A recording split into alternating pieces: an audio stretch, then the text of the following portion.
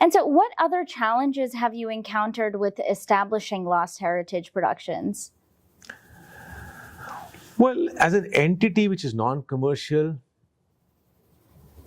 I know I'm speaking to a business school, so we tend to look at an entity being established, and I would try to differentiate this here, because establishing an entity which is trying to do non-commercial projects, the least of the problems is to establish the entity. Yeah, because the vision is only your creative mind. What you need is an entity that just parks the funds which are required in the next 2 to 3 years to run the project's expenses. That's it. Because there's no revenue model. The revenue model for the next project will come based on your thought, right? So the challenge is whether the next thought for the most beautiful project is going to emerge in your mind.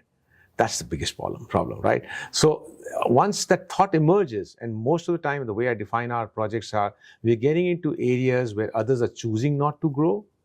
And so whether it be the lands of Indus, where the partition moved the communities away based on faith and absurd assumption that the communities could not live together because their faiths are different. And the fact is the communities had been living there together for so many years. So you are looking at getting there and you're saying, well, my forefathers left everything and came down, but religion is not legacy.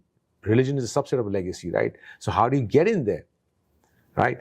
But somehow when you're prepared with those years of work and the quest and the passion is really solid, and the divine energy starts seeing, okay, now this guy's career needs to be thrust on a different direction to create something else, beautifully the energies start embracing you. So you start, we have not had a bed of roses, but just experientially getting inside and looking at the moment and then going deeper and deeper, and bodies of work get created.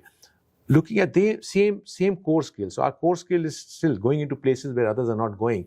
Guru Nanak's docuseries is getting into beyond just Pakistan. How do you get into Afghanistan to do this with cameras and drones? How do you get into Iraq? How do you get into Saudi? How do you get into Iran? Yeah. How do you get into Tibet? How do you go across India, right? How could you go? It becomes bigger and bigger problem, but some energy is helping you and you just keep doing it. It keeps happening and it starts manifesting. You've done it. Then how do you give it a philosophical context? Because that's another place that we choose not to go. So it's not the physical world. We are moving more inwards. And the Oneness and Diversity Project, how do you create a content based on the philosophical, allegoric, metaphoric messages of these saints? How do you understand their relevance in today's world? Many choose not to go. So you're still in the core skill of where others are choosing not to go. So the challenges are, how do you find projects that actually move you into differentiation from someone else who's doing I'm not trying to compare, but someone else, masses are doing most of the stuff. How do you differentiate with unique projects? These are not for masses. These will not touch the masses, but how do you still do what's right and let people find it?